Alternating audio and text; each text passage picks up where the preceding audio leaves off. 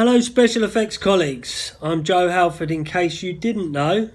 I've just got a few things I'd like to discuss, point out a bit of information I'd like to let you know about. I was going to turn up at the meeting tonight, but then I kind of thought, embrace the technology we've got, people can revisit this video and it can maybe get handed around a bit more than showing just a few people at a meeting. So, regarding the Pact Bechtel agreement, it's a good base, it's not finished, it's up for renegotiation once a year.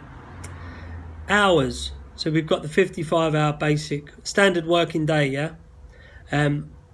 Not something we negotiated, was not up for discussion. We tried to discuss it, but a precondition of those discussions was the standard working day was not up for discussion. The producers actually stood up and said they'd walk out if we wanted to discuss hours. Not up for discussion. So that was not discussed. So there's been no stitch up. Bechtel haven't stitched you up. That 12-hour day thing's always been there. And the producers said it was set in stone. It was raised that the safety issue, working with machinery, driving to and from work, it was raised that it's not safe. Whenever the safety card was raised, I think I did it 3 times personally, the room fell silent. Stayed silent for a couple of minutes. Eventually, someone would start talking about something else. So that was that. As a result, the status quo remains. The standard working day is the 55 hours over 5 days plus the hour's lunch, which is in effect the 12-hour day. So the issue with that is the system's unfair. The system's unfair first and foremost because we're responsible for our own health and safety. We being the trainee, the assistant technician, the technician, the supervisor, senior technicians, we're all responsible. I'll draw your attention to something that's written in the risk assessments I write. Risks do increase due to the onset of fatigue as a result of excessive working hours or inadequate rest periods and should therefore be managed appropriately by the individuals concerned. Individuals concerned are the boys on the floor, the supervisor, the producer, all of us. So I see a conflict of interest. We've got this 12-hour day, the system that is set in stone apparently, and we get into the job, we get into the heat of battle. Let's face it, no 2 jobs are the same, no 2 films are the same, so they're all a prototype. It's never been done before. The budget's gone in, which is like trying to predict the future, right?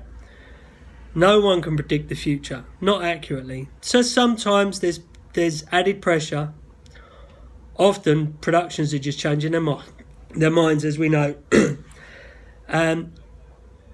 And the supervisors, first and foremost, are put in an unfair position. They're put into a situation where there's a conflict of interest. They've got 1 foot in special effects and 1 foot in production. And they want the next job just as much as we do. So they can push. They've got that tool in their arsenal to use the 12-hour day, which isn't healthy. And it's about health and safety, not just safety. It's not healthy. There's a knock-on effect,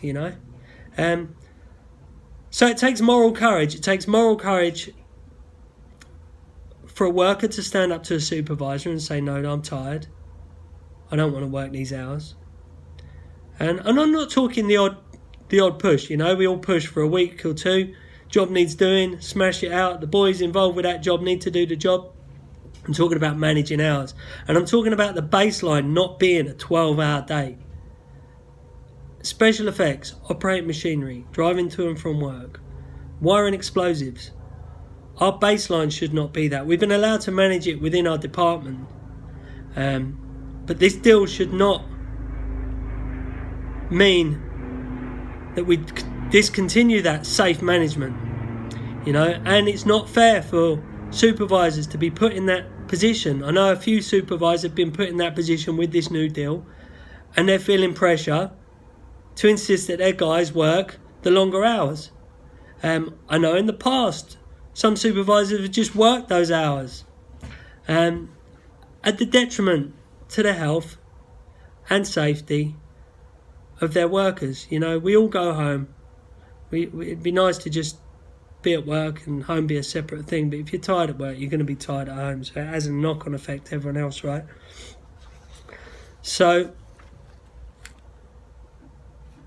it's not healthy, and you could argue it's not safe to work 12-hour days consistently.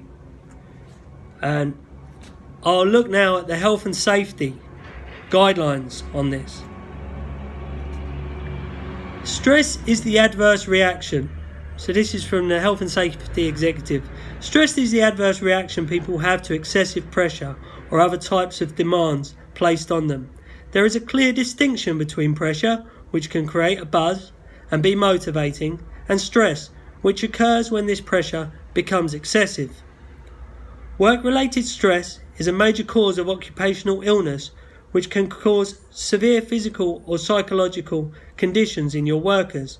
It can also lead to poor productivity and human error, increased sickness, absence, increase in accidents, high staff turnover, and poor performance in your organisation. Now, the Health and Safety Executive is specifically talking about work, which is fair enough. But as you know, if you're suffering at work, you're suffering at home too. So I'd now like to point you to our special effects codes of practice. So our own special effects codes of practice, working hours and stress. There are increased risks to health and safety and an increased likelihood of accidents associated with excessive working hours and high levels of stress. Therefore, careful account should be taken of hours worked and the rest breaks taken. Risk assessments must take account of the health and safety guidelines on stress. Danger signs should be looked for and recognised. There are increased risks of accidents if drivers are driving under the influence of fatigue. Judgment and response times may be seriously impaired if the driver is overtired. So there you've got our own special effects codes of practice. You've got the Health and Safety Executive advice on managing health safely and healthily excessive hours. And now I'd like to draw your attention to the agreement. In particular, the rigging electricals have a separate definition of standard working day, being 9 hours worked and 1 unpaid hour for lunch, with overtime due after 10 elapsed hours. So there you've got we know a 12-hour day isn't healthy. There's loads of data out there, you know. The studies have been done since the 1800s. Factory Act in the 1800s stated an 8-hour day. Now, we're not pushing for an 8-hour day. We're not saying we're doing 10, we want 8. I'm saying we're meant to be doing 12. And even if you're working for a good supervisor now, you might have a supervisor that's under particular pressure at a later date.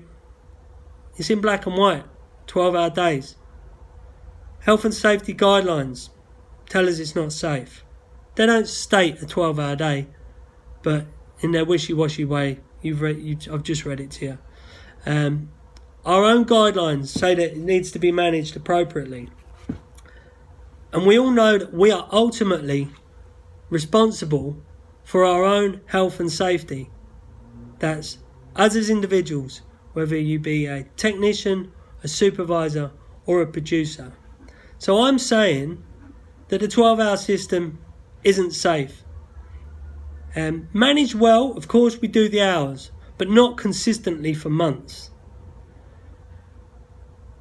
Standing up for your health and safety takes moral courage. From the top to the bottom.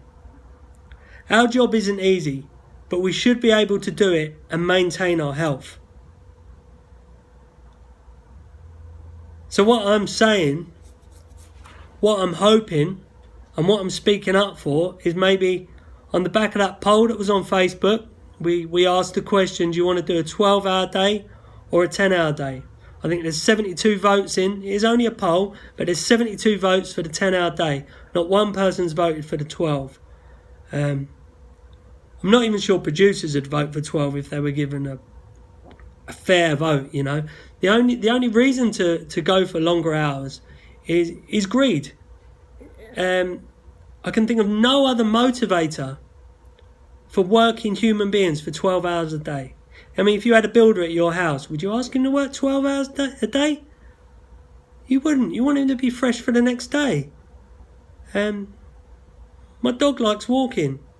I wouldn't walk him for 12 hours a day. There's a balance. You get my point. So it's up to the supervisors to stand up to the producers and say, hang on, we understand that 55 hours is a standard working week, but the nature of our job means that we have to adapt to do it safely and to maintain the health of our staff. We can only speak for ourselves as individuals and as a department. The rest of the departments, I imagine, will be speaking for themselves in time, whether sooner or later. So it's up to the supervisors to say, hang on a minute, we need to manage our hours safely. And if the supervisors won't do it, it's up to the workers to say, hang on a minute, we are human, we do get tired, 12 hours a day is excessive. Personally, I don't see anything wrong with the spark steel. They had to fight for it, they had to stand up for it, but they got it. Standard working day being 9 hours worked and 1 unpaid hour for lunch, with overtime due after 10 elapsed hours. So I guess, just to finish off, be strong, have that moral courage, stand up for yourselves, stand up for your colleagues. We are human, we're not superhuman, we do a potentially dangerous job, and it's for us as individuals, as departments and as a collective to manage those hours safely. Ultimately, I'd like to see the agreement changed so special effects fall out of that agreement, the 12-hour day jobby, and do as construction have. And I'm not talking about being lazy, coasting. I'm talking about being efficient, you know. We're talking about a 10-hour day from a 12, not an 8 from a 10. There's a different pace, you know, and we can really push hard, lay that pace down in 10 hours. The data's out there. It's proven. It's more efficient, you know. We're not coasters in special effects. We work hard. We push hard.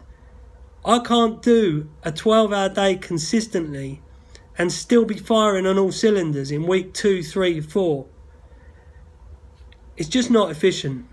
I want to stay efficient, I want to stay safe, and I want to stay healthy. And I hope that collectively we can get together and make sure that happens. For you and for me, for a long career and for our families. Thanks for listening.